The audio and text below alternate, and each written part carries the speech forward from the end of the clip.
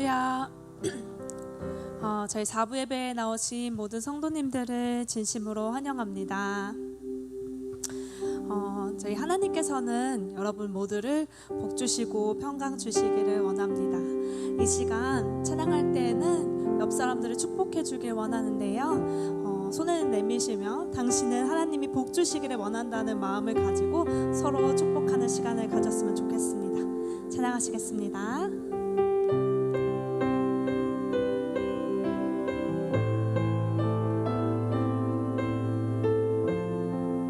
서로를 바라보면서 손을 내미시고 여호와는 너에게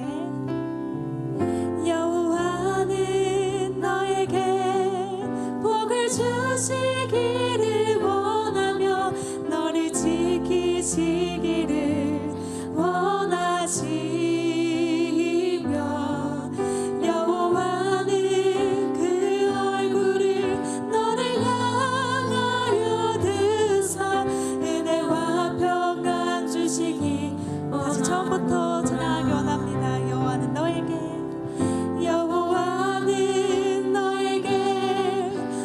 주시기를 원하며 너를 지키시기를 원하시며 여호와는 그 얼굴을 너를 향하여 드사 은혜와 평강 주시기 원하노라. 너를 보배롭고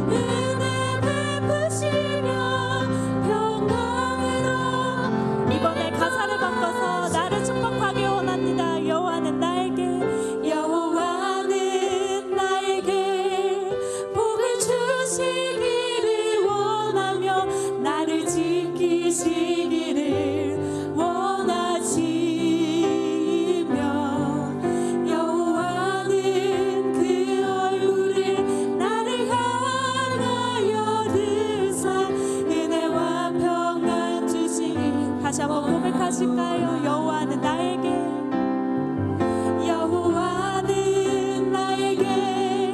복을 주시기를 원하며 나를 지키시기를 원하시며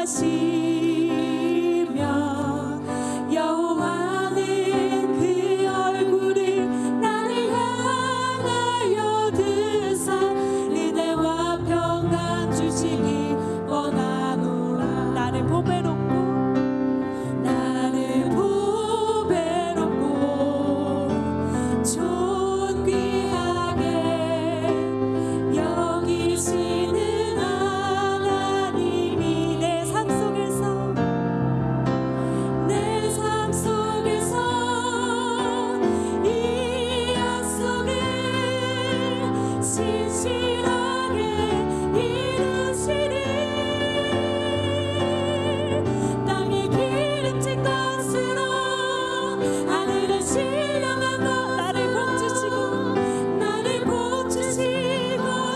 지키신 하나님이 나의 영혼 잘 되도록 은혜 베푸시며 평강으로 인도하시니 나를 보배롭고 존귀하게 여기시는 하나님이 내 삶 속에서 이 약속을 신실하게 이루시리 땅에 기름진 것으로 하늘에 신령한 것으로 나를 복주시고 지키신 하나님이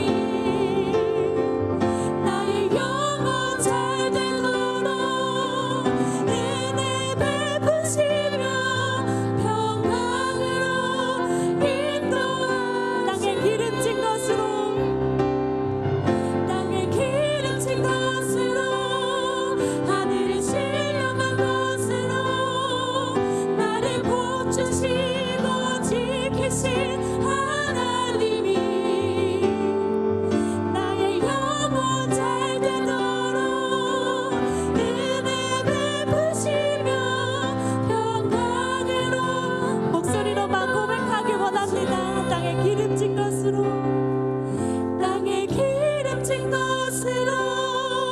하늘의 신령한 것으로 나를 복주시고 지키신 하나님이 나의 영혼 잘 되도록 은혜 베푸시며 평강으로 인도하시니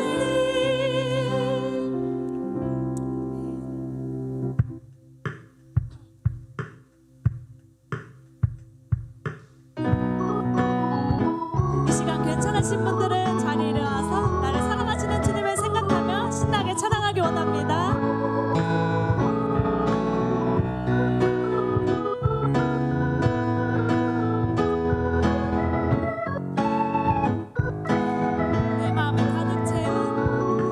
내 마음을 가득 채운 주야만 찬양과 사랑 어떻게 표현할 수 있나 수많은 찬양들로 그만 표현할 길 없어 다시 고백하기 원합니다.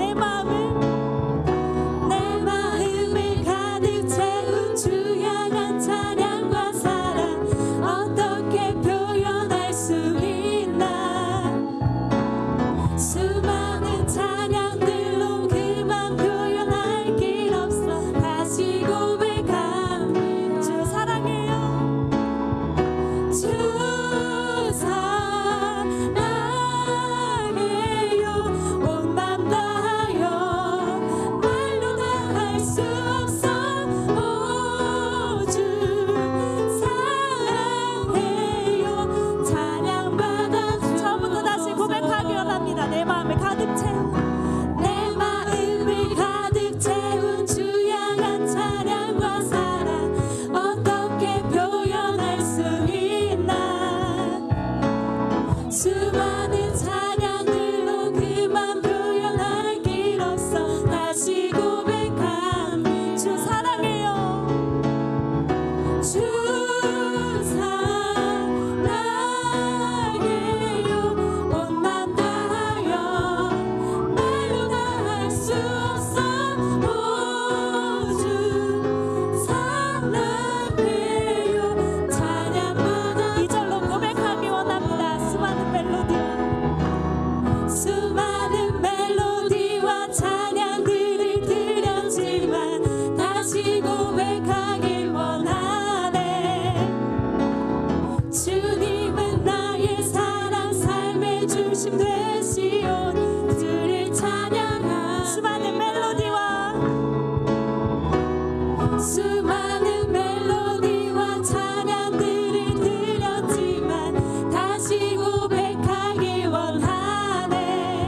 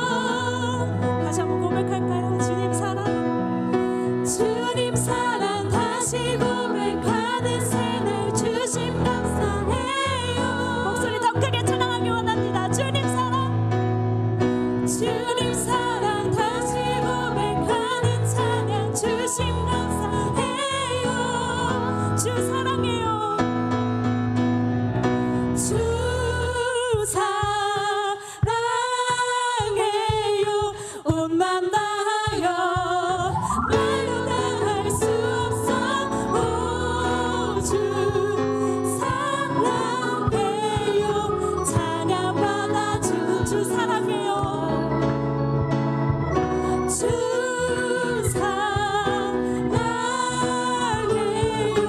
온 맘 다하여 말로 다 할 수 없어. 오 주 사랑해요. 찬양받아 주소서. 찬양받아 주 한 번 더 찬양받아 주소서. 찬양받아 주소서.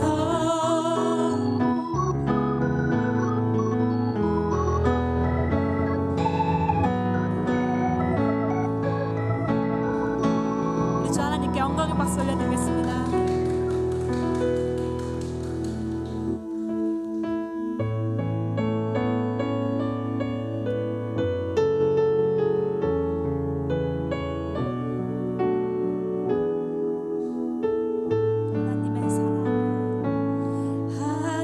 하나님의 사랑을 사모하는 자, 하나님의 평안을 바라보는 자, 나의 모든 것 창조하신 우리 주님이 너를 얼마나 사랑하시는지.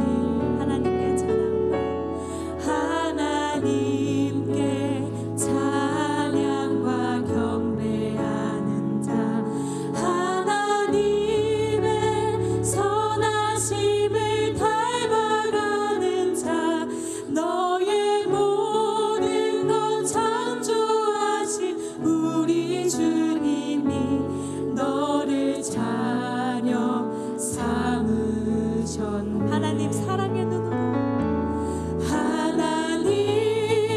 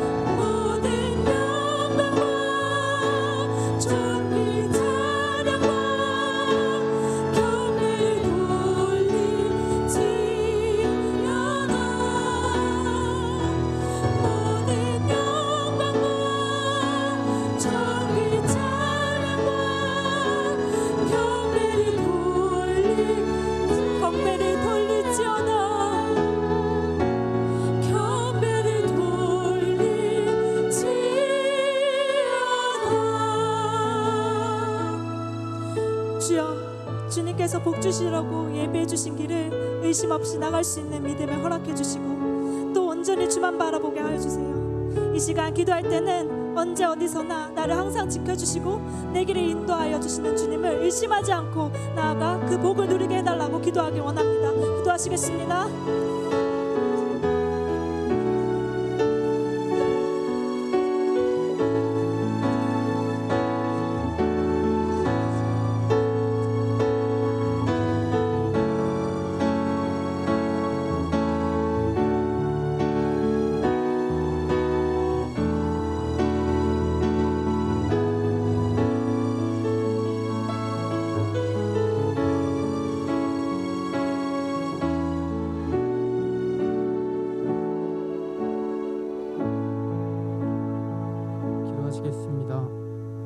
모든 지킬 만한 것 중에 더욱 내 마음을 지키라. 생명의 근원이 이에서 남이니라. 잠언 4장 23절 말씀.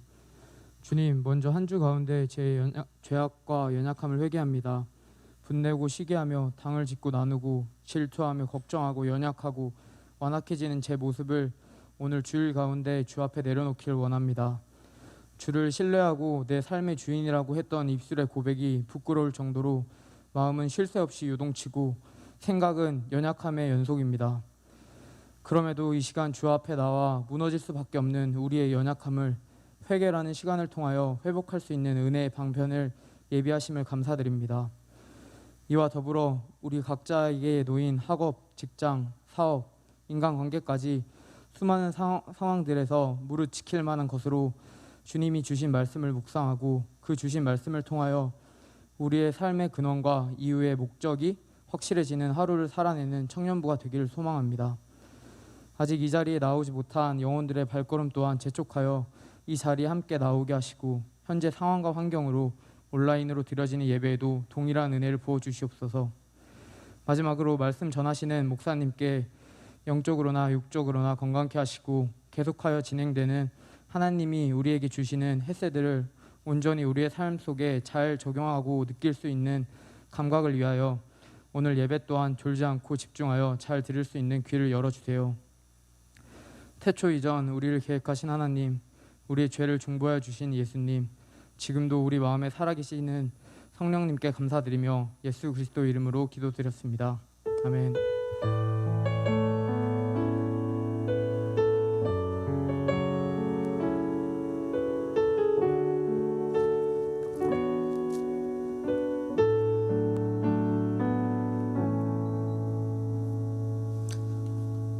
네, 오늘 하나님께서 우리에게 주시는 말씀은 룻기서 4장 1절에서 12절 말씀입니다. 룻기서 4장 1절에서 12절 말씀, 구약성경 405페이지에 있습니다. 함께 교독하고 마지막 12절은 함께 읽도록 하겠습니다. 룻기서 4장 1절에서 12절 말씀. 보아스가 성문으로 올라가서 거기 앉아 있더니 마침 보아스가 말하던 기업 물을 자가 지나가는지라. 보아스가 그에게 이르되 아무개여 이리로 와서 앉으라 하니 그가 와서 앉음에 보아스가 그 성읍 장로 10명을 청하여 이르되 당신들은 여기 앉으라 하니 그들이 앉음에 보아스가 그 기업 물을 자에게 이르되 모압 지방에서 돌아온 나오미가 우리 형제 엘리멜렉의 소유지를 팔려 함으로 내가 여기 앉은 이들과 내 백성의 장로들 앞에서 그것을 사라고 내게 말하여 알게 하였노라. 만일 내가 물으려면 물으려니와 만일 내가 물으지 아니하려거든 내게 구하여 알게 하라. 내 다음은 나요 그 외에는 물을 자가 없느니라 하니 그가 이르되 내가 물으리라 하는지라. 보아스가 이르되 내가 나오미의 손에서 그 밭을 사는 날에 곧 죽은 자의 아내 모압 여인 룻에게서 사서 그 죽은 자의 기업을 그의 이름으로 세워야 할지니라 하니 그 기업 물을 자가 이르되 나는 내 기업에 손해가 있을까 하여 나를 위하여 물으지 못하노니 내가 물을 것을 내가 물으라. 나는 물으지 못하겠노라 하는지라.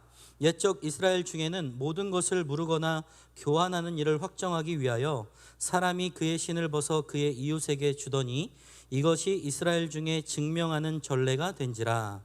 이에 그 기업 물을 자가 보아스에게 이르되 네가 나를 위하여 사라 하고 그의 신을 벗는지라. 보아스가 장로들과 모든 백성에게 이르되 내가 엘리멜렉과 기련과 말론에게 있던 모든 것을 나오미의 손에서 산 일에 너희가 오늘 증인이 되었고 또 말론의 아내 모압 여인 룻을 사서 나의 아내로 맞이하고 그 죽은 자의 기업에 그의 이름을 세워 그의 이름이 그의 형제 중과 그곳 성문에서 끊어지지 아니하게 하매 너희가 오늘 증인이 되었느니라 하니 성문에 있는 모든 백성과 장로들이 이르되 우리가 증인이 되나니 여호와께서 내 집에 들어가는 여인으로 이스라엘의 집을 세운 라헬과 레아 두 사람과 같게 하시고 내가 에브라스에서 유력하고 베들레헴에서 유명하게 하시기를 원하며 여호와께서 이 젊은 여자로 말미암아 내게 상속자를 주사 내 집이 다말이 유다에게 낳아준 베레스의 집과 같게 하시기를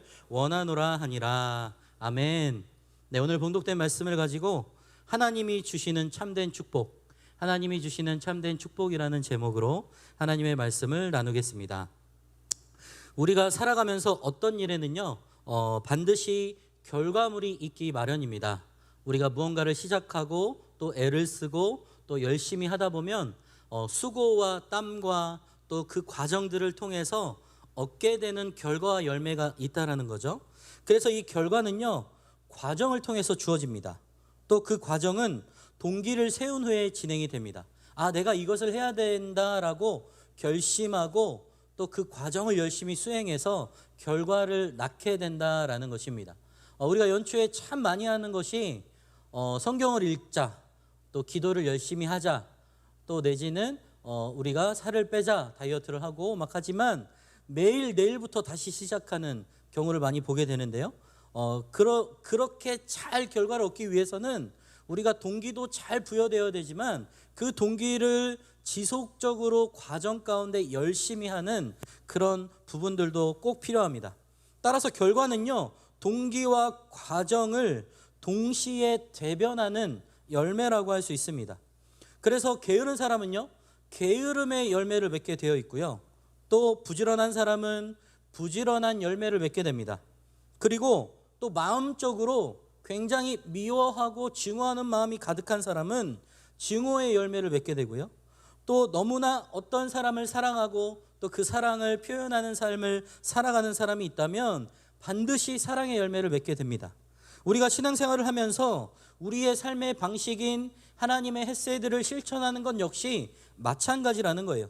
헤세드로 사는 사람은 반드시 헤세드로 인한 열매를 맺게 됩니다.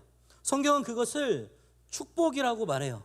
그래서 오늘 여러분들과 함께 나누어 볼 이 본문을 통해서 하나님이 주시는 우리의 진정한 참된 축복이 무엇인지 오늘 그것을 함께 나누어 보기를 원합니다. 오늘 본문의 배경은요, 오늘 본문은 소설로 가정한다면 이 절정에 해당하는 룻기서 3장에 이어서 4장에 해당되는 부분입니다. 오늘 우리가 4장을 또 첫 부분을 배우고 또 다음 주에 이제 룻기서 마지막 대단원의 막을 내리는데요. 이 4장에서는 마침내 룻과 보아스가 결혼한 사실과 그들의 후손으로 이스라엘 최고의 왕인 다윗의 족보와 가계를 소개하고 있습니다. 그중에 오늘 본문은 보아스가 하나님의 율법에 적법한 절차를 거쳐서 엘리멜렉의 기업 무르는 자로 선정되는 장면입니다. 여기에 보면 보아스는 먼저 성문에 올라가요. 그리고 성읍 장로 10명을 불러 모읍니다. 그리고 그들을 초청해서 엘리멜렉 친족 중 가장 가까운 사람을 만나 기업을 물을 일들에 대해서 의논하게 됩니다. 장로님들 한번 모여보세요. 한번 와주시면 감사하겠습니다. 정중하게 초청해서 사실은 룻이라는 여자가 있는데 이 룻이라는 여자의 사정이 이러이러한데 기업 물을 사람이 필요합니다. 그런데 이 기업 물을 사람이 이제 어떻게 진행되어져서 어떻게 해야 되는지를 장로님들을 불러서 이렇게 묻고 있는 장면이라는 거죠. 그래서 그러한 가운데 그 친족이 기업 물을 권리를 취하고 룻과의 결혼을 정식으로 선포합니다.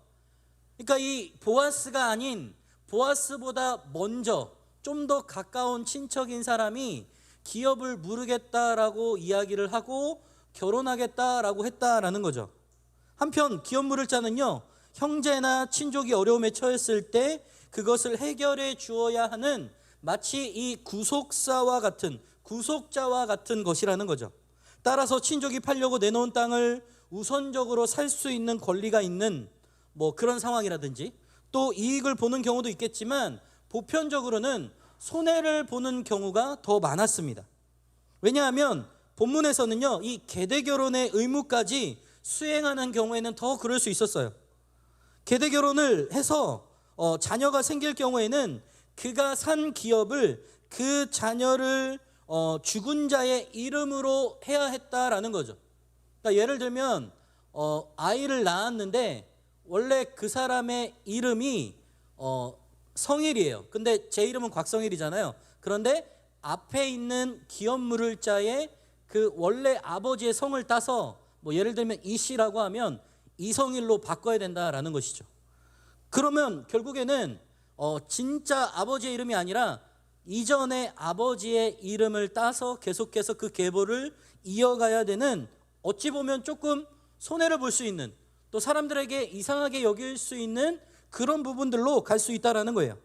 그래서 그와 같은 이유로 이 엘레밀럭의 친족은요, 처음에는 기업을 내가 물어보겠다, 내가 자청해서 해보겠다라고 하지만 손해를 볼 수 있을 것 같다라는 생각에 다시 거절하게 됩니다. 그래서 그것을 번복해서 그가 가지고 있던 권리를 나는 물으지 않겠으니 보아스 너가 해라 라고 이야기를 하고 있는 겁니다. 반면 보아스는요, 자신에게 큰 손실이 미칠 것이 뻔했음에도 불구하고 그는 자신에게 돌아온 의무를 마다하지 아니하고 성실하게 내가 기업을 무르겠다라고 말하면서 적법한 절차에 의해서 장로님들과 함께 의논하고 그대로 그 과정과 결과들을 아름답게 마무리하는 장면이 바로 오늘 본문의 내용이라는 것이죠. 그런 의미에서 보아스는요, 자신의 생명까지 아끼지 않고 죄인을 구속하기 위해 우리의 죄를 대신하여 오신 예수 그리스도를 예표하는 것입니다. 결국 보아스와 그와 같은 희생은 이스라엘의 가장 위대한 왕인 다윗의 인류의 그 구속자인 메시아의 조상이 되겠다라는 거예요. 이는 룻과 더불어서 보아스가 받은 하나님의 큰 축복이라고 할 수 있는 것입니다. 그런 오늘 본문을 좀 더 자세히 살펴보면서 여러분들과 하나님이 주시는 진정한 축복을 알아보기를 원하는데요. 먼저 1절을 보세요. 제가 한번 읽어보겠습니다. 보아스가 성문으로 올라가서 거기 앉아있더니 마침 보아스가 말하던 기업 물을 자가 지나가는지라. 보아스가 그에게 이르되 아무개여 이리로 와서 앉으라니 그가 와서 앉으매. 자, 1절에 보니까 보아스는요, 그를 뭐라고 불러요? 아무개라고 불러요. 아니, 분명히 이름이 있을 건데 아무개라고 불러요. 어떤 느낌인지 아시겠죠, 여러분들? 이름이 있지만 그냥 그렇게 중요하지 않은 사람이라는 것을 성경에서 뭔가 이렇게 피력하고 있는 모습을 보게 됩니다. 이 말은요, 영어로 so and so 정도의 의미로 이름을 밝히지 않았다라는 의미예요. 그렇게 비중 있는 사람이 아니다라는 의미로 여러분들이 받아들이면 됩니다. 다음으로 5절과 6절을 보면요, 처음에는 무르겠다고 해요. 그런데 또 나중에는 무르지 못하겠다라고 하는데 그 이유를 살펴볼 수 있는데요, 5절과 6절에는 이렇게 말해요.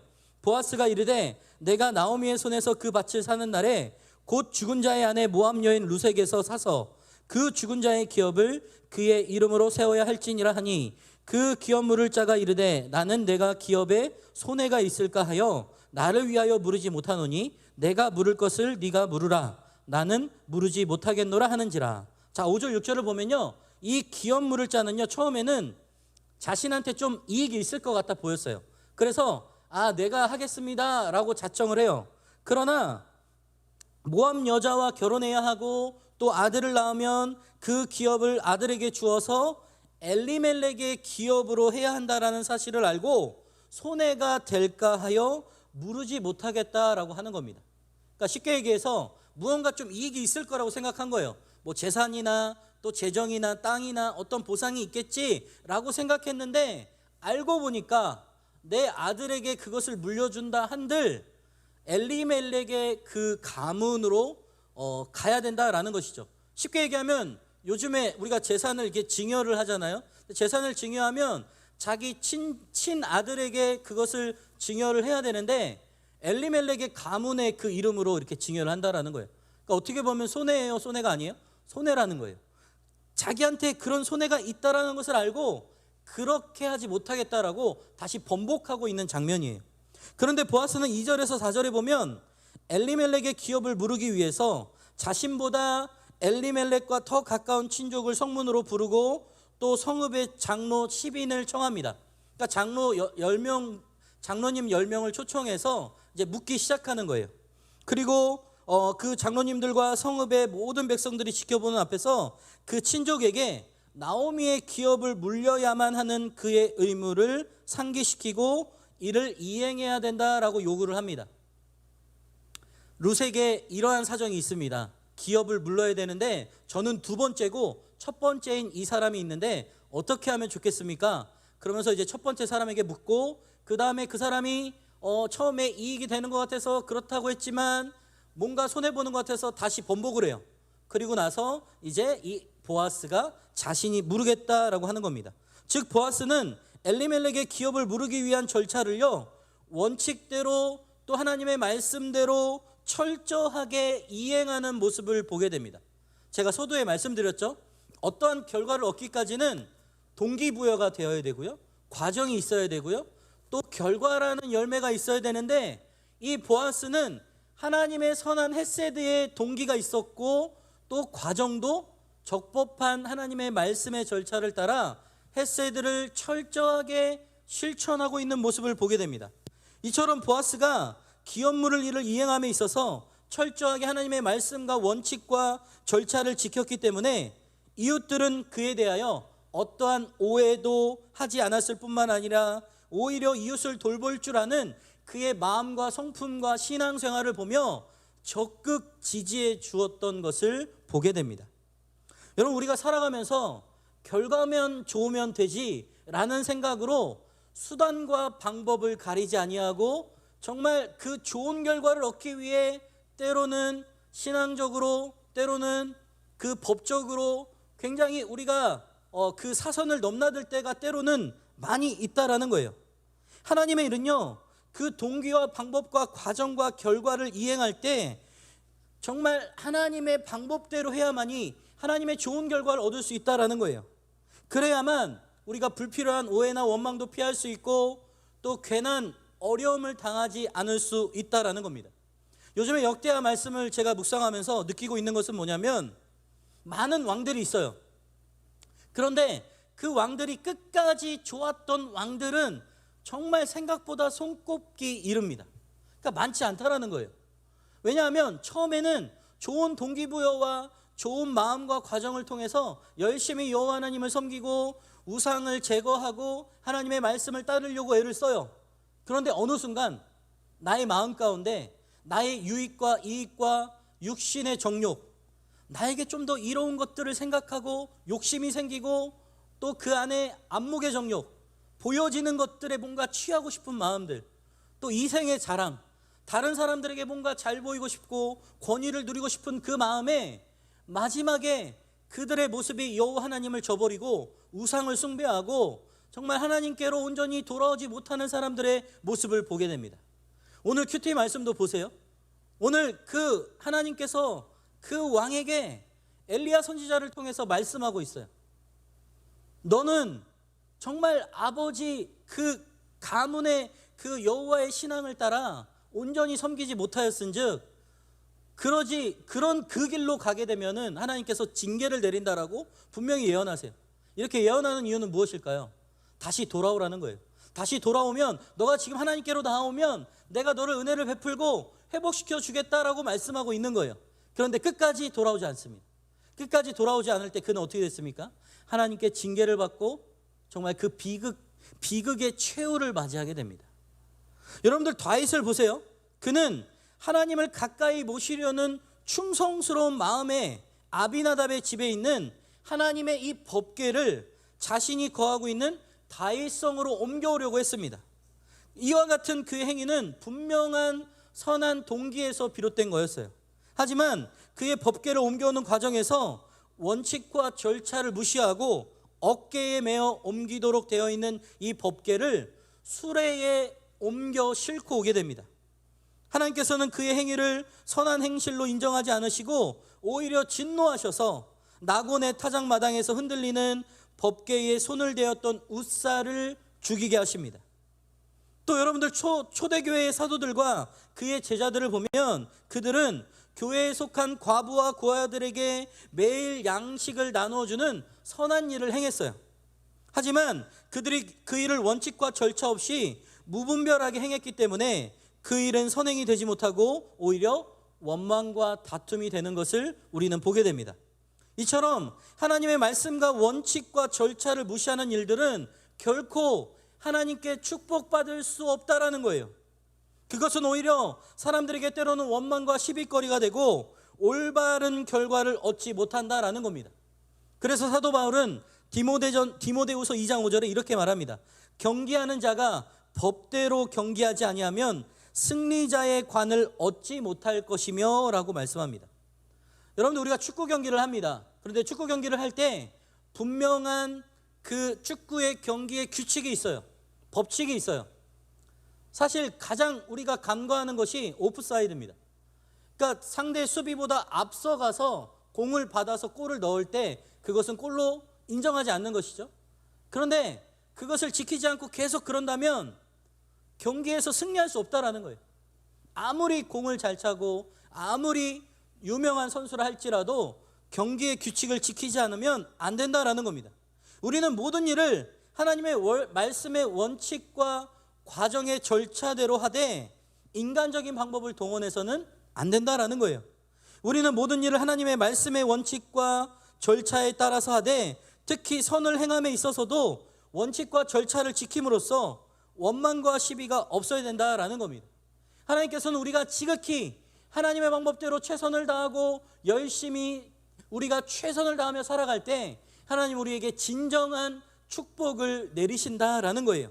바라기는 보아스처럼 하나님의 말씀에 조금도 벗어남이 없이 하나님의 말씀의 절차에 입각해서 하나하나 그 법칙대로 순종하며 하나님이 주시는 참된 결과의 축복의 은혜를 얻으시는 여러분들의 삶이 되시기를 주님의 이름으로 축원합니다. 다음으로 7절 8절을 함께 보겠습니다. 7절 8절이에요. 제가 읽겠습니다. 옛적 이스라엘 중에는 모든 것을 무르거나 교환하는 일을 확정하기 위하여 사람이 그의 신을 벗어 그의 이웃에게 주더니 이것이 이스라엘 중에 증명하는 전례가 된지라. 이에 그 기업 물을 자가 보아스에게 이르되 내가 너를 위하여 사라 하고 그의 신을 벗는지라. 자, 이 말씀에서 아무개로 묘사되는 이 기업 물을 자의 됨됨이와 삶의 방식은 자신의 유익을 위해 사는 자임을 우리는 뼈저리게 볼 수 있습니다. 손해만 보지 않을 수 있으면 신 벗기운 자라는 조롱을 들어도 하등의 문제 삼지 않은 전혀 헤세드를 실천하지 않는 그러한 사람이었다라는 거예요. 결국 그는 룻의 기업 무르는 일을 자신을 위하여 무르지 못하겠다라고 선언합니다.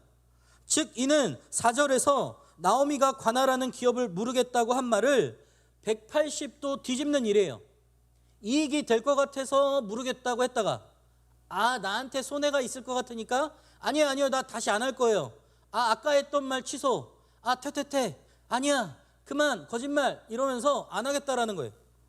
결국 그가 이처럼 말을 바꿔서 무르기로 했던 룻의 기업을 무르지 않겠다라고 했던 것은 자신이 그 기업을 살 경우에는 룻과 결혼해서 그녀에게 낳은 첫 번째 아들로 하여금 룻의 죽은 남편의 이름을 따라야 하고요, 또 그 기업을 이어가도록 해야만 하는 그 사실을 알았기 때문입니다.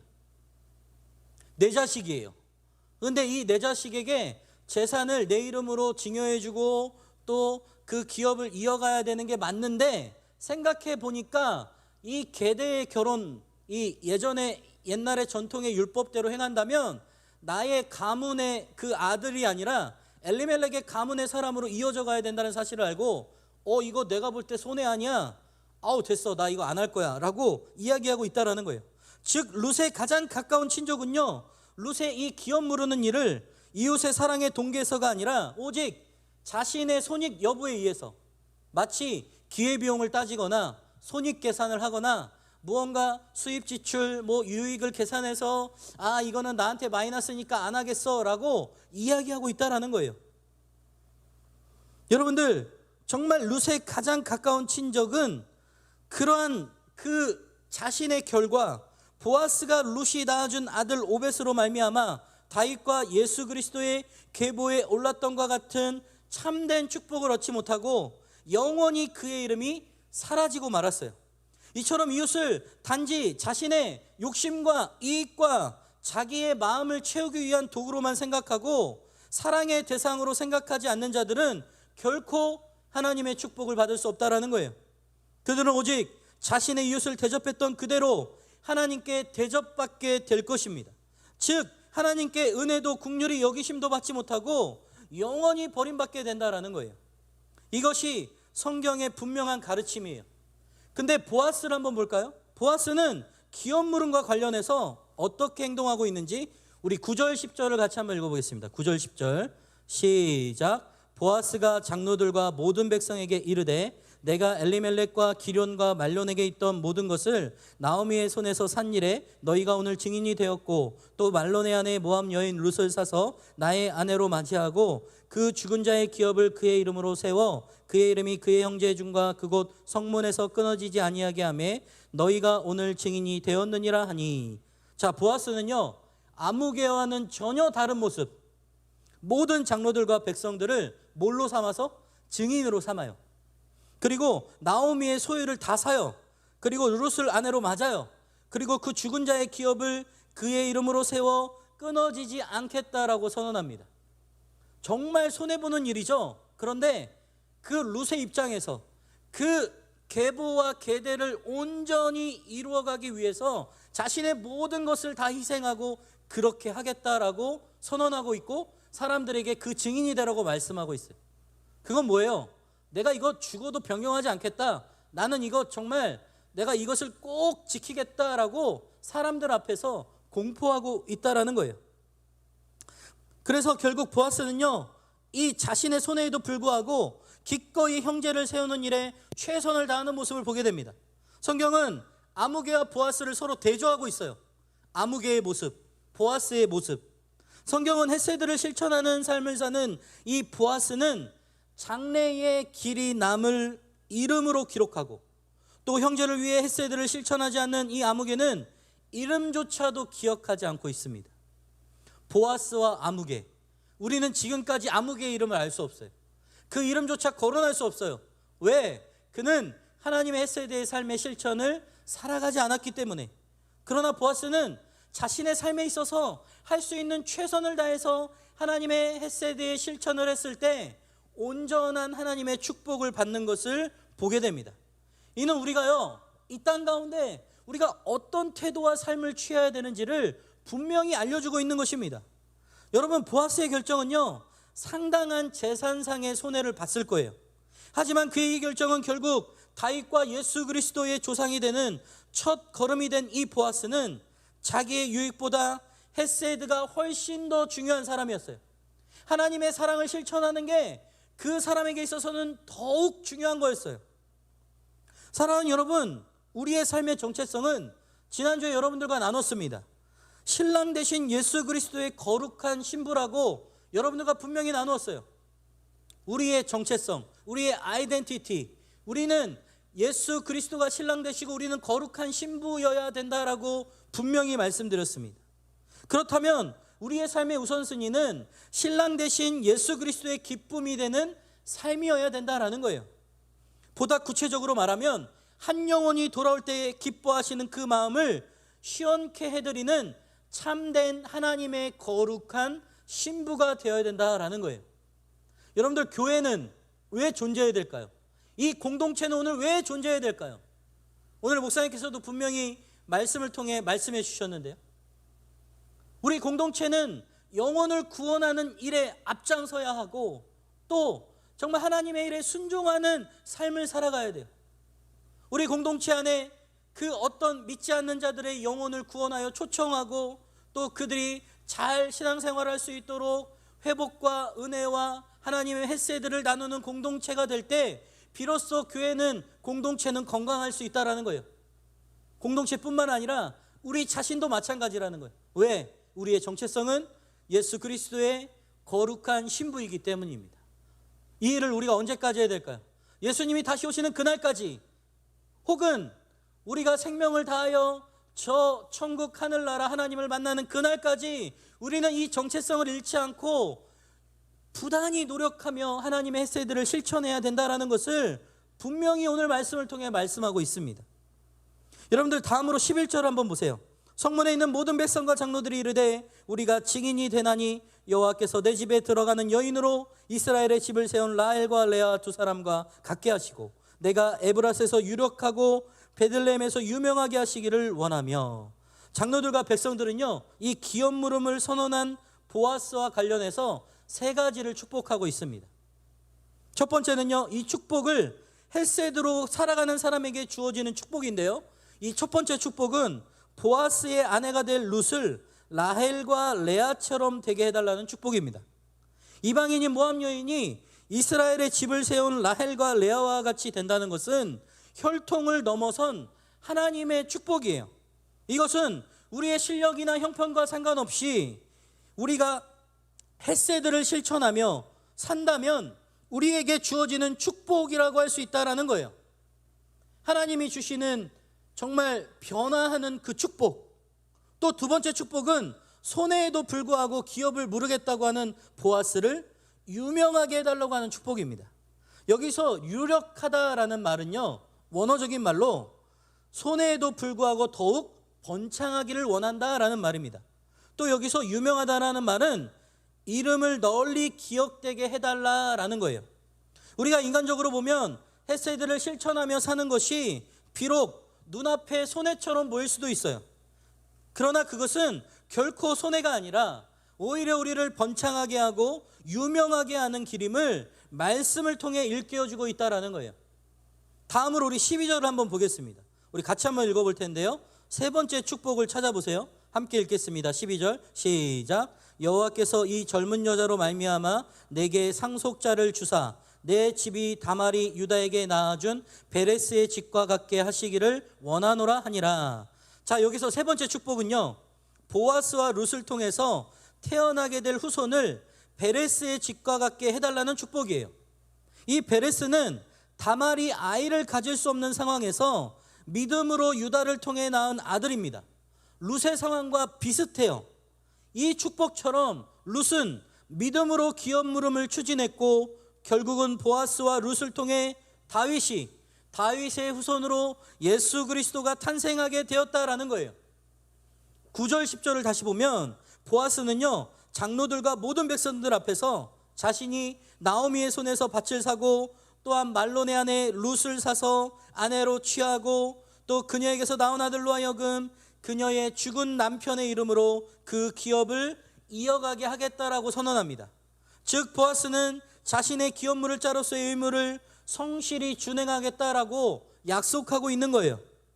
그러나 사실 이와 같은 일은 보아스에게는 너무나도 커다란 손해라는 거예요. 보아스가 자신의 돈을 들여 사는 밭은 결국 보아스의 소유가 되지 못할 겁니다. 또한 룻을 아내로 맞아서 낳은 자녀도 결국 그의 자녀가 될 수 없을 거예요. 그런데 왜 보아스는 이처럼 손해보는 일을 적극적으로 하려고 했을까요? 그것은 바로 이 일이 하나님께서 명하신 일이요 또 선한 일이었기 때문입니다. 보아스는 비록 자신이 큰 손해를 보더라도 하나님의 뜻을 이루며 또한 자신의 이웃이 절망과 고통에서 벗어나서 새로운 소망과 기쁨 가운데 살아가기를 간절히 원했던 마음이 있었다라는 것이죠. 그 결과 보아스는 룻을 통하여 얻은 아들 오벳으로 말미암아 다윗과 예수 그리스도의 조상이 되는 커다란 축복을 받았다라는 거예요. 이처럼 우리가 무언가 하나님의 헤세드를 실천할 수 있는 기회는 큰 축복을 받을 수 있는 기회가 됩니다. 그것은 선을 행할 수 있는 기회가 주어졌을 때 그 기회를 놓치지 않고 우리가 하나님께 그 선행을 베푼다면 그녀는 자신과 자신의 아들이 정말 어려운 가운데 있었지만 그럼에도 불구하고 하나님의 축복을 받았던 것처럼 우리의 삶에서도 그러한 하나님의 축복이 동일하게 있다라는 것이죠. 여러분들, 엘리야 선지자 가운데 이 사르밧 과부를 보면요, 그녀는요 자신과 아들이 한 끼 먹을 그 양식밖에 없었어요. 그런데 정말 그 선을 베풀 기회가 왔을 때 선지자 엘리야가 먹을 것은 좀 달라고 했을 때 지금 한 끼 먹고 죽을 음식밖에 없는데 무슨 누군가에게 베풀겠어요. 그러나 극진하게 대접합니다. 그리고 최선을 다해서 그가 할 수 있는 헤세드를 실천해요. 그랬더니 어떠한 일이 일어납니까?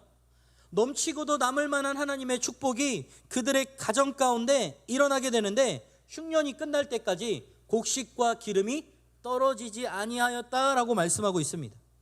또 엘리사가 자신이 거하는 성읍에 온 것을 보고 그는 강권하여 대접하였을 뿐만 아니라 정말 그를 위하여 거처를 마련해 주었던 이 수넴 여인은 어떻습니까? 그녀 역시 선을 행할 수 있는 기회를 놓치지 않고 최선을 다하여 선을 행한 결과 아들을 얻게 되었을 뿐만 아니라 그 아들이 죽었을 때 다시 살림을 받는 놀라운 복을 받게 됩니다.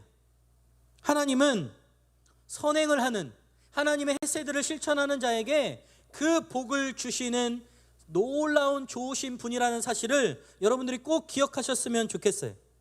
우리가 그래서 할 수 있는 한 하나님의 헤세드를 실천할 수 있는 기회가 있다면 최선을 다하여 나누고 섬기고 또 기도하고 또 우리가 서로 격려하고 축복하는 일에 애를 써야 된다라는 거예요.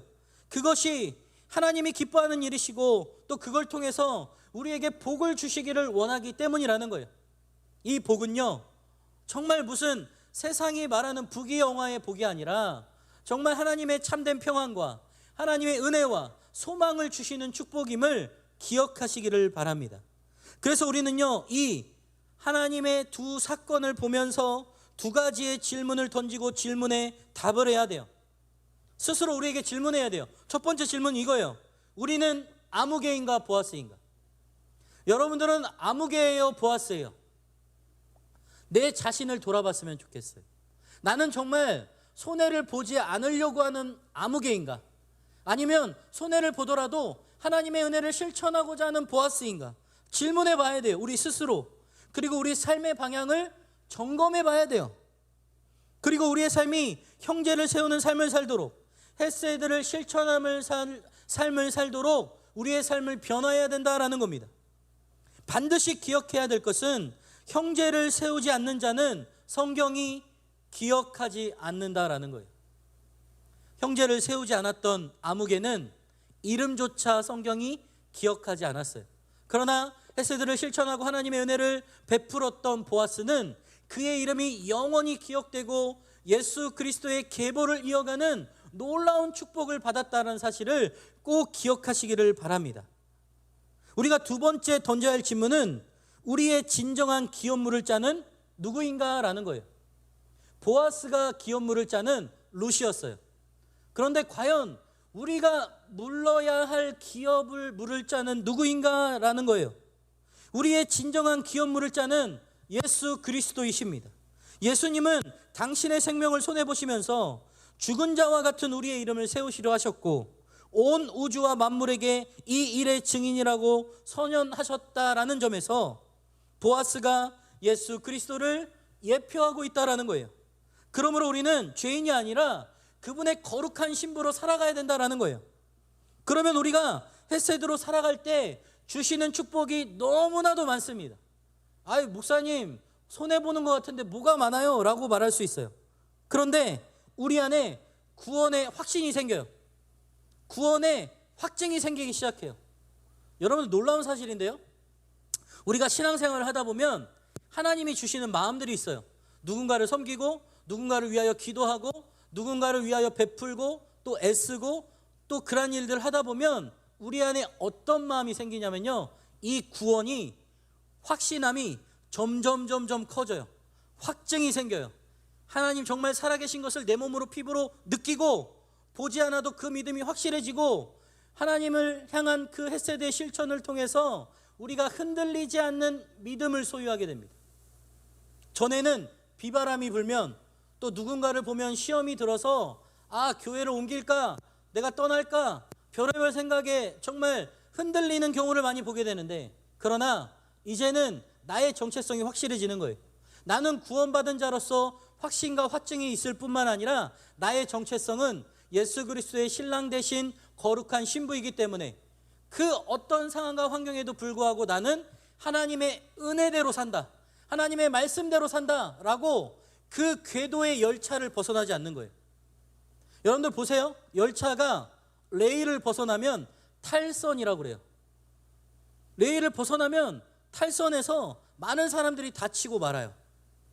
죄는요, 하마라티아라고 합니다. 그건 뭐냐면 관역을 벗어난 것을 말해요. 하나님의 말씀의 관역에 벗어난 것은 죄예요. 우리가 이 하나님의 말씀의 레일을 벗어나지 않고 우리가 하나님의 말씀대로 살 수 있다면 그것이 진정한 축복이라는 것이죠. 두 번째는 하나님께 칭찬받는 자들이 될 뿐만 아니라 하나님이 우리를 유명하게 하고 유력하게 해주시고 참된 행복을 느끼게 해주십니다. 참된 평안을 느끼게 해주세요. 여러분들, 요즘 불면증인 사람 엄청 많죠? 또 정신적으로 여러 가지 질병을 앓고 있는 사람들이 많아요. 저도 굉장한 우울증에 시달려 봤었고, 또 그 신경성 스트레스, 두통, 편두통 이런 거에 시달려서 신경정신과나 정신과를 참 많이 다녔었어요. 근데 약으로 해결할 수 있는 게 아니더라고요. 저도 한 15년 정도 정말 고생했던 시간들이 있었어요. 과거의 그 상처와 스트레스와 또 어떤 사건으로부터 외상 스트레스처럼 와서 제 안에 정말 원인 모를 병인데 정말 미치겠는 거예요. 뭐라 말할 수가 없어요. 약을 먹어야 그나마 좀 진정이 돼요. 이 두통이 너무 심해가지고요, 혈관성 두통이 심한데 스트레스를 받으면 이 뇌 쪽으로 가는 혈관이 좁아져서 피가 통하지 않아요. 그럼 이제 머리가 아프기 시작해가지고 온몸이 완전 뭐 이제 어떻게 할 수가 없어요. 그러니까 침 삼킨 것까지 다 이제 개어내고 또 이제 일하기도 힘든 그런 상황이 되고 맙니다. 그냥 예방책은 뭐냐면요, 신경정신과에서 준 그 혈관성 두통약을 이렇게 좀 아프기 전에 먹는 방법밖에 없어요. 예방이에요. 이미 아프기 시작하면 끝이에요. 3일 동안 그냥 알아 누워야 돼. 그거를 거의 15년 동안 알았어요. 정말 원인 모르겠는데 미치겠는 거죠. 그러니까 공황장애, 조울증 이런 것들과 비슷한 거예요. 원인이 없어요. 스트레스야. 근데 순간 저에게 어떤 생각이 드냐면, 내 인생의 모든 것 주관자 되시고 나를 만드시고 모든 것을 다 아시는 그분께 내 모든 것을 맡겨봐야 되겠다라는 동기가 막 부여되기 시작하는 거예요. 그런데 내 자신을 돌아보니까 하나님께 100% 전적으로 맡긴 적이 없었던 거예요. 그때부터 기도하기 시작했어요. 하나님, 제발 저 좀 살려주세요. 하나님, 제발 저 좀 붙들어 주세요 라고 온전히 하나님 앞에 나아가는데 어느 순간 정말 제 마음에 평안이 찾아오기 시작하는 거예요. 그냥 뭐 다른 변화가 아니에요. 뭐 갑자기 뭐 이렇게 뭐 번개가 쳐가지고 뭐 이게 아니라 그냥 제 마음 가운데 그냥 기쁨과 평안이 오기 시작하는 거예요. 그런데 놀라운 사실은 그 뒤로 약을 끊었어요. 그러니까 이 평안은요, 뭐라고 말할 수 없는 하나님이 주시는 진정한 축복인데, 정말 하나님께서는 우리에게 이러한 샬롬의 축복을 주시기를 원하세요. 근데 중요한 건 우리가 그 평안을 주시는 하나님께 집중하지 아니하고 다른 세상의 것에 집중할 때가 너무 많다라는 거예요. 하나님은 지금도 여러분들과 눈을 놓지 않으시고 나 좀 바라봐 라고 이야기를 하세요. 그리고 귓속말에 속삭이십니다. 너는 나 아니면 안 될걸? 너 왜 자꾸 어디 보고 있니? 너 왜 자꾸 세상과 버타며 살아가고 있니? 내가 내 인생을 책임질 건데. 너는 나의 신부인데 신랑된 나를 왜 같이 친밀하게 지내지 않고 정말 나와 함께하지 않고 왜 다른 사람의 눈을 보며 바라보고 있니? 마치 지금 우리 살아가는 청년들에게 연애하는 사람들이 다른 사람 보는 게 뭐예요? 외도하는 거죠. 바람 피는 거죠. 우리가 하나님이 아닌 다른 것에 빠져 있다라는 거예요. 그런데 하나님은요, 놀라운 사실은 그런 우리의 마음을 아시고도 끝까지 그 사랑을 놓치지 않으세요. 포기하지 않으세요. 우리가 돌아오기만 한다면 언제라도 회복시켜 주시고 은혜 주시고 또 하나님의 은혜로 마음껏 풍성하게 주시는 그 하나님이세요. 바라기는 여러분들이 진정한 그 축복을 누리시기를 주님의 이름으로 축원합니다. 하나님께로 나아갈 때 우리는 그러한 축복을 얻을 수 있다라는 거예요. 그렇다면 주변의 이웃과 형제를 세우기 위한 나의 기업을 무르기 위한 일들이 무엇이 있을까요? 여러분들 대단한 것을 말하는 게 아니에요. 우리 셀 안에 결석한 친구에게 전화해서 밥을 사줄 수도 있고요. 주변의 사람들의 아픔을 공감해주고 시원하고 달달한 달고나 커피를 사주면서 음료를 사줄 수도 있어요. 내가 너무 만들고 싶어. 그래서 2,000번을 저어서 달고나 커피를 만들어줄 수도 있어요. 얼마든지 우리가 나눌 수 있는 것들이 많다라는 거예요. 이에 반해 예수님은 우리의 모든 것을 다 물으시고 죄와 사망으로 죽었던 우리의 이름을 세우셨어요. 기꺼이 우리를 위해서 죽음이라는 손해를 보셨고 그래서 우리에게 새 생명도 허락해 주셨어요. 그리고 온 우주의 이 삼라만상을 향해 너희가 이 일의 증인이다 라고 말씀하셨어요. 내가 너를 구원하였고 너는 내 것이고 나는 신랑 되었고 너는 거룩한 신부이니 이 일에 너는 증인이니 내가 행한 대로 너도 그렇게 세상 가운데 행하며 살아가기를 원하노라. 내가 세상 끝날까지 너와 함께 할 거야.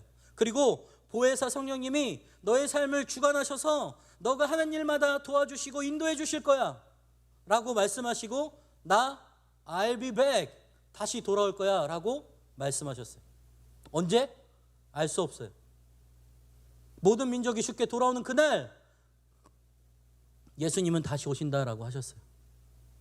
우리는 그날까지, 우리의 생명이 다하는 그날까지 하나님의 세대를 실천하며 살아갈 때 하나님이 주시는 참된 평안과 축복을 누리면서 살아가면 되는 거예요. 근데 너무나 복잡해. 손익계산하고 계산하고 생각하고 여러 가지 고민하니까 스트레스 받고 힘든 거예요. 그런데 우리에게 모든 것을 주시고 회복시켜 주시는 그 하나님께로 나아가면 하나님께서 우리에게 참된 평안과 축복을 허락해 주신다라는 것입니다. 우리는 예수 그리스도의 신부입니다. 설사 낙담하고 어려운 일이 있다 할지라도 주님께 돌아오기만 하면 우리는 주님의 순결한 신부라는 사실을 깨닫게 될 거예요. 그래서 우리는 결코 아무개로 살아가서는 안 됩니다. 진정한 예수 그리스도의 거룩한 신부가 되어서 하나님을 기쁘게 해드리는 주님의 거룩한 신부가 되기를 주님의 이름으로 축원합니다. 11절 12절을 보면 기업 물을 자로서의 의무를 충실히 이행하겠다라는 보아스의 말을 들은 모든 백성과 장로들이 보아스를 축복합니다. 이는 친족으로서의 의무를 다하기 위하여 정신적인 물질적인 희생을 기꺼이 감수하겠다라는 이 보아스의 선행을 칭찬하고 축복한 거예요. 이처럼 하나님의 백성은 살아가는 그의 삶들은 단지 하나님께 뿐만 아니라 사람들에게도 칭찬받는 하나님의 놀라운 축복을 허락해 주십니다. 결국 우리가 하나님의 말씀대로 뜻대로 헤세드를 실천하고 살면 하나님이 주시는 참된 축복과 평안도 있지만 보너스로 주어지는 사람들에게도 널리 유명하게 되고 유력하게 되고 또 하나님께 쓰임받는 자로 하나님이 여기신다라는 것을 기억하시기를 바랍니다. 기복신앙을 이야기하는 게 아니에요. 예수 잘 믿으면 잘 되고 형통하고 모든 것이 다 된다 이런 말을 하는 것이 아니라 예수 그리스도를 우리가 믿음으로 그분의 증인으로 살아가면서 헤세드를 실천한다면 하나님이 주시는 참된 평안과 축복이 있을 뿐더러 하나님이 우리에게 주시는 놀라운 물질과 그 모든 하나님의 귀한 것들이 있는데 그것은 하나님의 나라와 영광을 위하여 더욱 하나님의 뜻을 위하여 주시는 것들이 풍성하게 많다라는 거예요. 그래서 사도 바울은 그리스도를 섬기는 자는 하나님께 기뻐하심을 받으면 사람들에게도 칭찬을 받느니라고 로마서 14장 18절에 말씀했습니다. 진실로 우리는 사람에게 보이려고 외식하거나 또 잘 보이려고 하는 것이 아니라 정말 지금도 살아계셔서 우리의 모든 것을 다 보고 계신 그 하나님의 말씀대로 헤세드를 실천하며 살아갈 때 진정한 축복을 누릴 수 있다는 거예요. 제가 과거에 안산에서 청년으로 있을 때 교회에서 제가 새가족부를 섬길 때였습니다. 새가족부를 섬기면 이제 그 새가족으로 오셔서 등록카드를 받아요.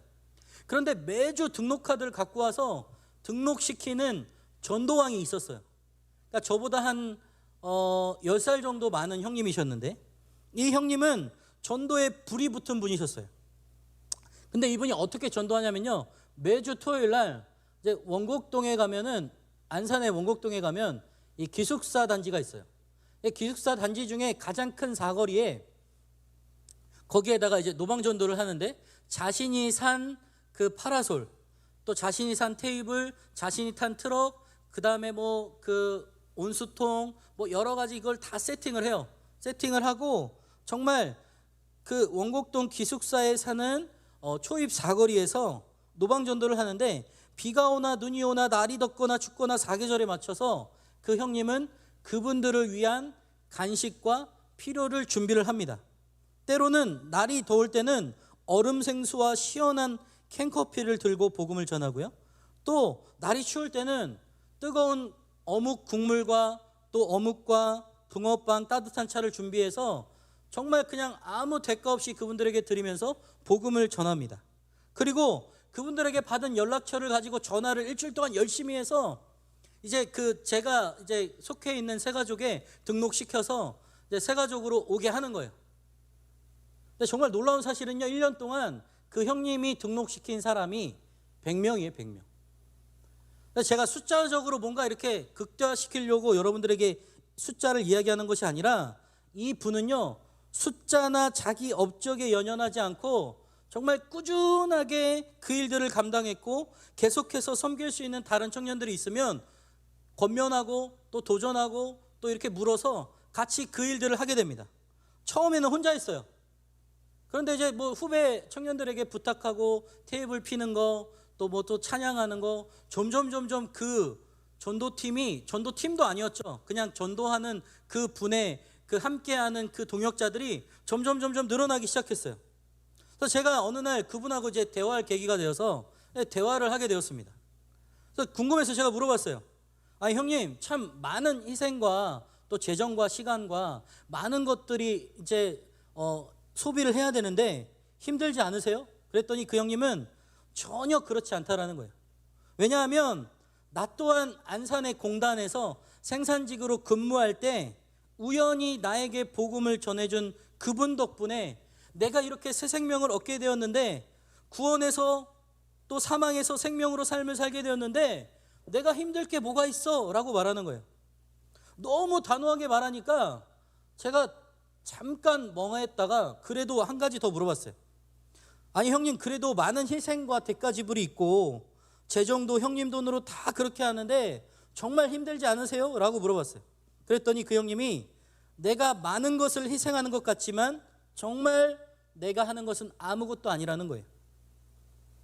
날 위해 십자가에 돌아가신 예수님의 그 사랑과 헌신을 생각하면, 희생을 생각하면 그건 정말 아무것도 아니라는 거예요.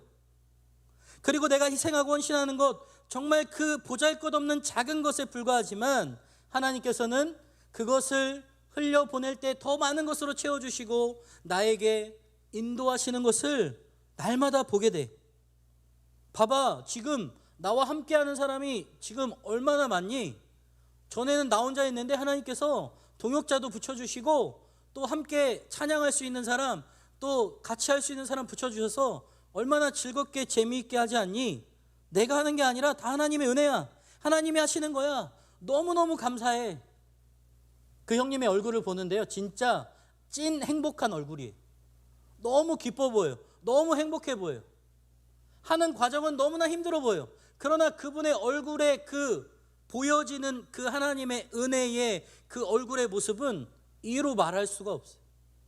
여러분들 정말 맛있는 거를 먹으면 기분이 흐뭇해지듯이 그 표정이 정말 하나님이 주시는 은혜의 축복의 그 얼굴임을 저는 아직도 기억하고, 지금도 그 형님의 간증을 들으면서 내 자신이 너무나 부끄러웠던 순간이 기억이 나요.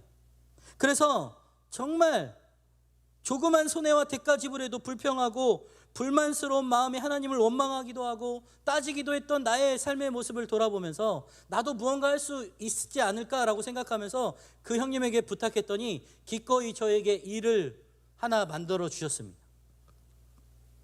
그거는 오뎅 국물을 끓이는 일이었어요. 어묵 국물을 끓이는 일이었어요. 그냥 이렇게 재료를 가지고 와서 그냥 열심히 끓이기만 하면 됐어요. 그리고 저는 오는 분들에게 이렇게 국물을 나누어주는 일들을 했습니다. 처음에는요, 너무 부끄러운 거예요. 정말 불특정 다수에게 정말 이렇게 나눠주는 것도 그렇고 뭐 이렇게 전도하는 것도 그렇고 너무 좀 부끄러운 거여서 예수 믿으세요 막 이러고 막 그랬어요. 그러니까 막 형님이 옆에서 야, 좀 자신 있게 남자가 왜 그래요? 그랬더니 예수 믿으세요 막 이러고 막 그냥 국물도 이렇게 대충 주고 막 그랬었거든요. 근데 점점점 내 안에 구원의 확증과 복음의 확신이 생기기 시작하니까 담대해지기 시작하는 거예요. 그래서 막 자신 있게 주고 또 자신 있게 나누고, 그러니까 그 사람들이 막 너무 행복해하는 거예요. 왜냐하면 정말 힘들고 지친 그 귀갓길에 따뜻한 국물과 또 날이 더운 날엔 시원한 그것들이 그들에게는 귀한 하나님의 은혜의 샘물과도 같았고, 또 그걸 통해서 하나님께 나오게 된 많은 사람들이 사망에서 생명으로 옮겨지는 놀라운 일들이 있었습니다. 사랑하는 여러분, 하나님의 일은요, 나의 희생으로 하는 것이 아니에요. 오직 하나님의 은혜와 사랑으로 하는 거예요. 내가 하는 것 같은데 결국은 하나님의 은혜로 채워지고 나의 인간적인 사랑과 인격과 성품으로 하는 것이 아니라 하나님의 은혜와 사랑으로 하는 거예요. 그리고 그렇게 예수님의 사랑으로 거룩한 신부로 살아갈 때 우리는 진정한 하나님의 축복을 누릴 수가 있어요. 바라기는 그런 하나님의 진정한 축복을 누리는 하나님의 거룩한 신부가 되시기를 주님의 이름으로 축원합니다. 말씀의 결론을 맺겠습니다. 세상의 대부분의 사람들은요, 자신의 유익을 쫓아 살아갑니다. 그리고 그러한 삶이 진정한 축복인 줄 알고 자신의 인생의 모든 것을 걸고 시간을 허비하며 살아가요. 성경에서 부자 청년처럼 많은 재물과 세상의 가치를 얻은 줄은 몰라도 진정한 구원과 생명을 갖지는 못했어요. 그러나 우리는 하나님께로 받은 소중한 선물을 받은 사람들이에요. 그 선물은 무엇일까요? 하나님이 세상을 이처럼 사랑하사 독생자를 주셨으니 이는 저를 믿는 자마다 멸망하지 않고 영생을 얻게 하려 하심이라. 요한복음 3장 16절 말씀입니다. 우리에게 주신 그 소중한 선물은 영원한 생명, 하나님의 십자가의 구원입니다. 당장 현실을 놓고 보면 자기의 유익만을 쫓아 사는 사람이 지혜롭고 현명한 것 같아요. 그러나 누가 진정으로 축복을 받은 사람일까요? 하나님의 소중한 구원이 선물을 받고 하나님을 기쁘게 해드리는 삶이 진정한 축복을 받은 사람인 줄 믿습니다. 오늘날 기독교인들과 한국교회는 갈수록 손해보지 않으려고 하는 아무개처럼 살아가서는 안 된다는 거예요. 자신의 유익과 계산에 빠르고 이기적이고 남의 이름을 세우는 일에는 관심조차 없어요. 혼자 영화 보고 혼자 술 먹고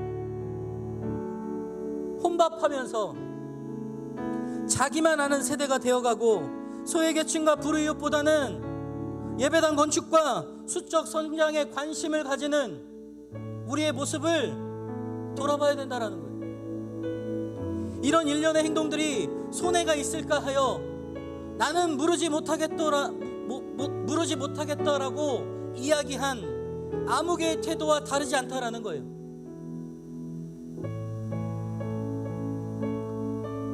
저는 5월, 6월 지난주에 여러분들과 말씀드렸듯이 우리 주변에 보이지 않는 청년들의 영혼들을 회복하는 운동의 달로 삼고 싶습니다. 여러분들 주위에 함께 있었던 청년들 중에 보이지 않는 청년들이 있다면 2달 동안 함께 우리가 그 햇세대의 삶을 실천했으면 좋겠습니다. 엄청난 거 여러분들께 말하는 거 아니에요. 전화하고 함께 만나자고 하고 밥도 사고 차도 사고 주님의 이 예배 자리로 나오게 초청하는 거예요. 그리고 함께 하나님을 예배하는 거예요. 그리고 하나님께 나아가는 거예요. 그리고 이 5, 6월달 영적 반전이 되어서 저는 7월, 8월에 우리 주변에 있는 이웃들에게 우리의 사랑을 전했으면 좋겠습니다. 엄청난 거 계획하는 거 아니고요. 엄청난 사역 계획하는 거 아니에요. 지금 코로나로 보건당국과 또 이 방역당국의 어려움들이 있잖아요. 또 우리 주변에 간호사로 섬기고 있는 청년들 중에 거기에 일하고 있는 청년들도 많잖아요.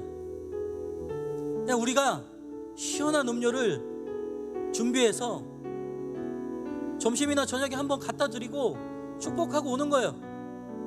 우리 주변의 독거 노인들, 예배에 나오지도 못하는 어르신들, 그분들을 향해서 우리가 나눌 수 있다면 우리의 사랑을 나누는 계기가 되었으면 좋겠습니다.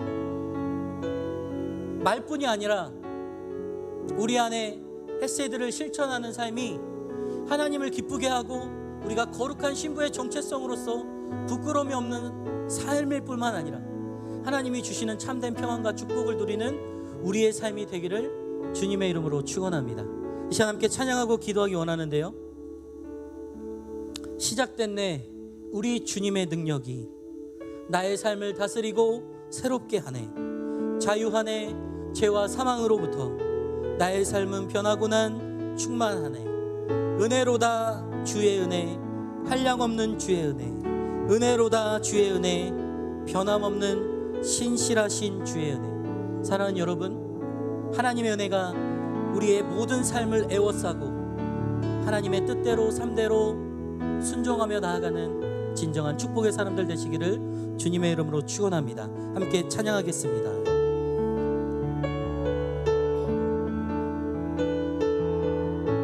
시작됐네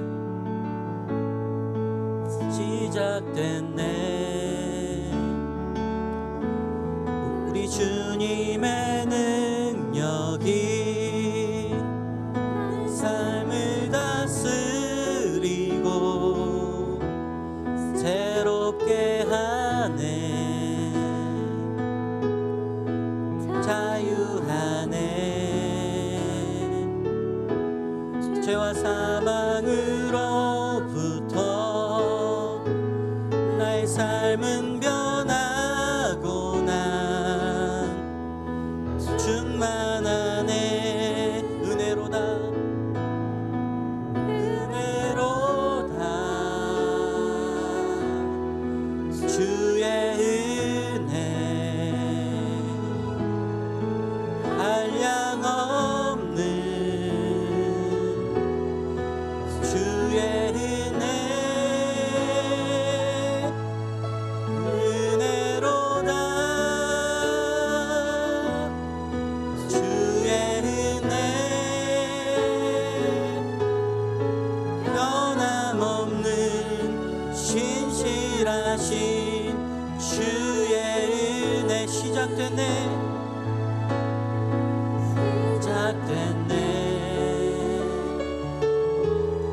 우리 주님의 능력이 삶을 다스리고 새롭게 하네 자유하네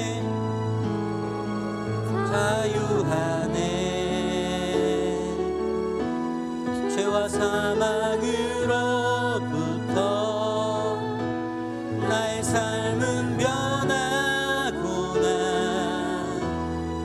충만하네 은혜로다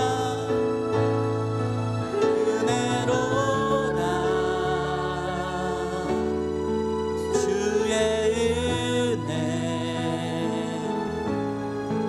한량 없는 주의 은혜 은혜로다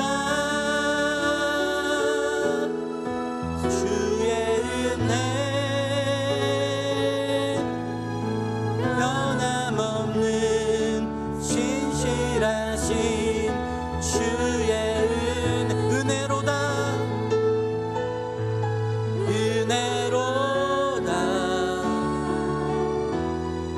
주의 은혜 한량 없는 주의 은혜로다 주의 은혜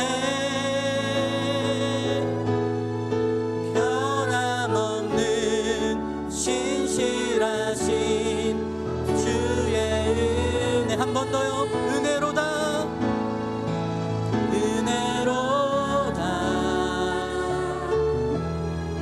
주의 은혜 한량 없는 주의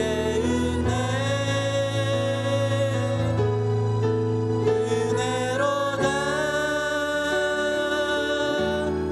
주의 은혜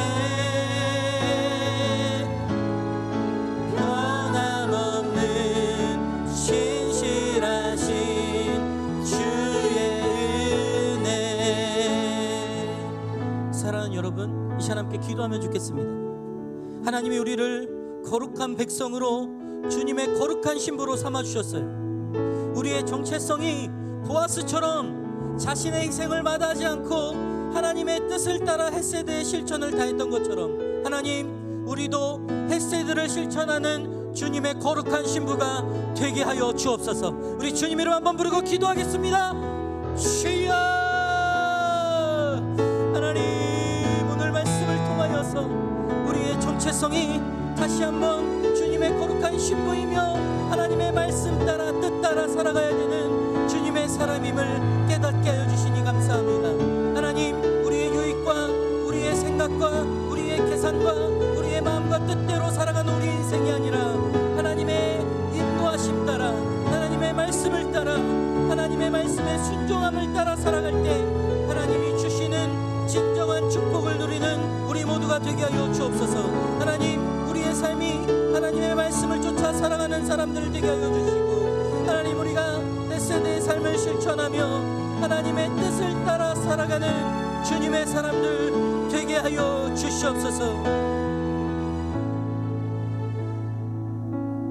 하나님 오늘 말씀을 통해서 보아스와 아무개의 모습을 우리가 바라봅니다.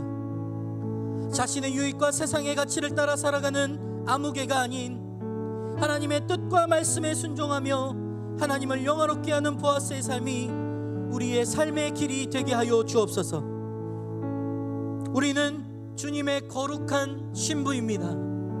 주님 대신 신랑의 마음을 기쁘게 하고 주님이 다시 오시는 그날까지 우리에게 주신 그 구원을 확증하며 예수님이 하신 일에 우리가 증인이기에 예수님이 가신 그 길을 따라 우리도 따라 걸어가는 하나님의 사람들 되게 하여 주옵소서. 그럴 때 세상이 줄 수 없는 참된 평안과 진정한 하나님의 축복을 받고 누리는 우리 모두가 되게 하여 주옵소서.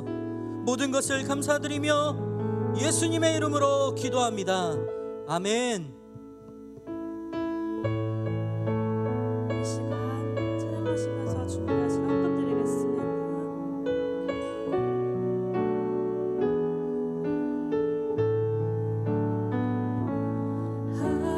하나님의 사랑을 사모하는 자, 하나님의 평안을 바라보는 자, 너의 모든 것 창조하신 우리 주님이 너를 얼마나 사랑하시는지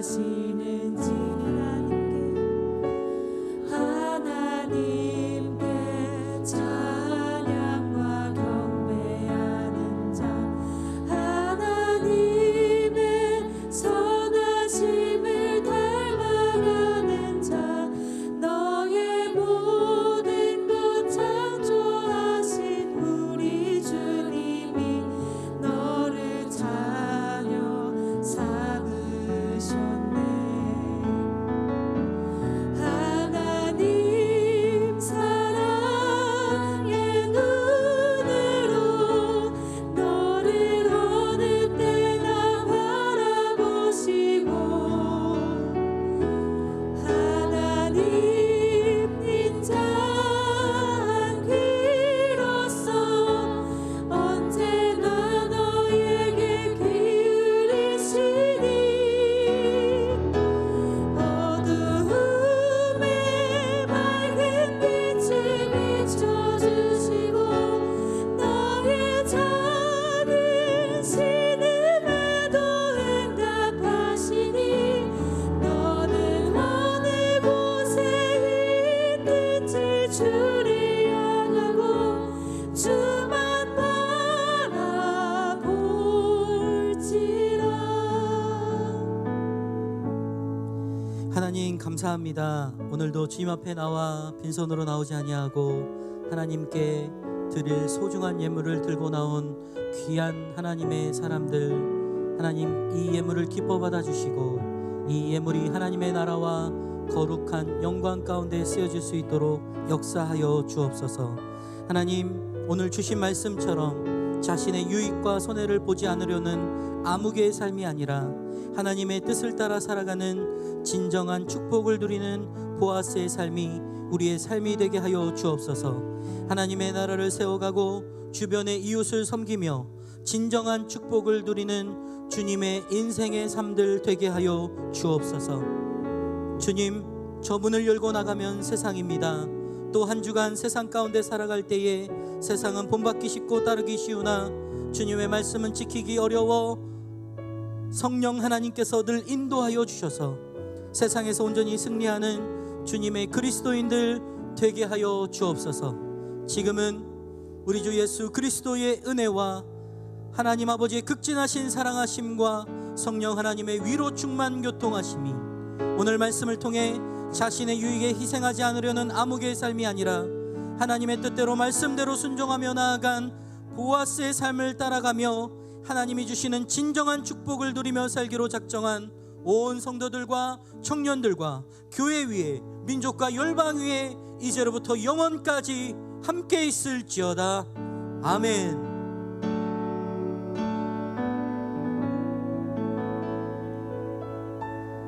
아멘. 예배가 마쳤습니다. 이 시간 이후에는 새가족 소개와 또 함께 청년부 나누는 시간을 갖도록 하겠습니다. 새로 오신 청년이 있는데요. 김용현 청년, 기상우 청년, 황경철 청년인데요. 뒤쪽에 계신데요. 우리 좀 박수로 환영하는 시간 갖도록 하겠습니다. 감사합니다. 잘 오셨습니다. 네. 네, 그리고 오늘 새가족 등반하는 청년이 있습니다. 최지현 청년인데요. 최지현 청년은 새가족 솔에 등반하게 됩니다. 뒤쪽에 계신데요.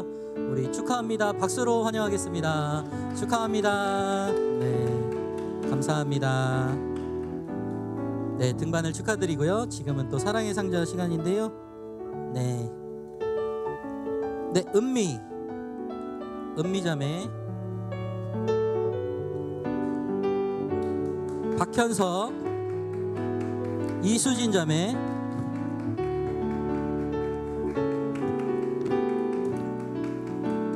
세이가 2명인데 이거 곽세이인가? 박현석. 네. 이거 곽세이. 네, 세이가 2명이야. 이를 성을 써줘야 돼요. 네. 네, 다음은 광고 시간인데요. 나올 때 박수로 환영하겠습니다.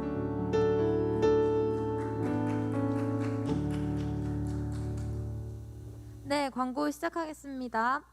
새가난 청년 공동체를 찾아주신 분들을 진심으로 환영합니다. 예배 후 2층에서 새가족 교육이 있으니까요. 새가족으로 오신 분들은 2층에서 새가족 교육 받고 가시면 되겠습니다. 네, 청년부 예배가 온라인 오프라인으로 진행됩니다. 발열 체크와 QR코드 체크에 함께 해주시고요. 코로나가 빨리 종식되어서 다시 모두 함께 예배드릴 수 있도록 기도 부탁드립니다. 계속해서 화요 기도회가 진행되고 있습니다. 줌으로 함께 하실 수 있으니까요. 저녁 8시에 많은 참여 부탁드립니다. 매주 화요일 저녁 9시에는 청년부에서 찬양 인도를 진행합니다. 8시 20분까지 교회 본당으로 모여주시고요. 의상은 상의 흰색, 하의 검정색입니다. 네, 1대1 양육이 진행되고 있습니다. 성경 익스프레스라는 제목으로 진행되고 있는데요. 월요일 8시, 토요일 4시에 새롭게 시작되니까요. 하시고 싶으신 분들은 각 리더님께 신청해 주시면 감사하겠습니다. 8월 1일 주일부터 8월 6일 금요일까지 제주도 단기 선교가 있습니다. 선착순 2명 남으셨으니까요. 함께 하실 분들은 각 리더분들께 신청해 주세요. 네, 저희 예배팀에서 예배팀원을 모집하고 있습니다. 노래를 못해도 되고 약간 피아노나 이런 것들이 서툴러도 되고요. 저희가 함께 이렇게 알려드리면서 진행을 할 예정이니까 부담 갖지 마시고 많이 지원해 주시고, 만약에 지원을 하시면 리더님과 간단한 면접처럼 이렇게 대화 나누신 다음에 진행될 예정이니까 진짜 부담 갖지 마시고, 하시고 싶으신 분들, 하나님을 찬양으로 섬기시고 싶은 분들은 마음껏 지원해 주시면 감사하겠습니다. 네, 다음 주 대표 기도는 배소연 청년이고요. 5월 예배위원은 민경훈 셀, 박현석 셀에서 섬겨주시겠습니다. 네, 셀 모임은 간단하게, 그리고 근황, 간단한 말씀, 기도 제목 나눠주시고, 네, 그리고 스승의 주일을 맞이해서 마을장분들이 뭐 준비한 게 있다고 해서 나오셔가지고 같이 해주시겠어요?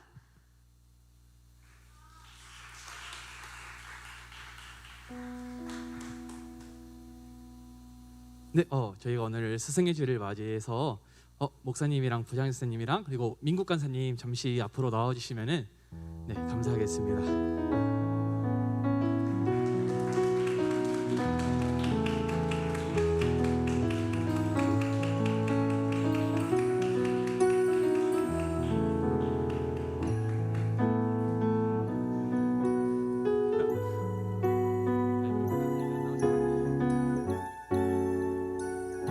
저희 준비한 선물이 있는데 저희 청년들의 마음을 조금씩 모아서 세 분께 스승의 주일을 맞아서 작은 마음을 또 표현하고 싶어서 선물을 준비했는데, 저희 이렇게 드릴 건데 반주해 주시는 동안 저희 축복송 같이 불러주시면 너무 감사할 것 같아요.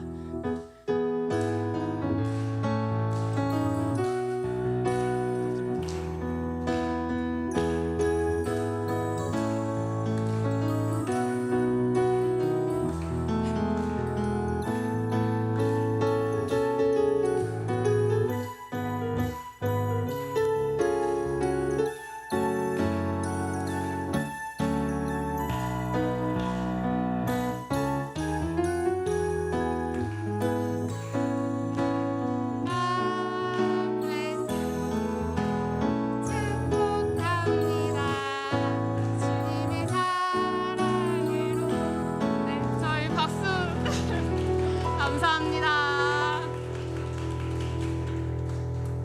네, 저희 지금부터 간단하게 본당에서 늘 하던 대로 셀을 진행하도록 하겠습니다. 감사합니다.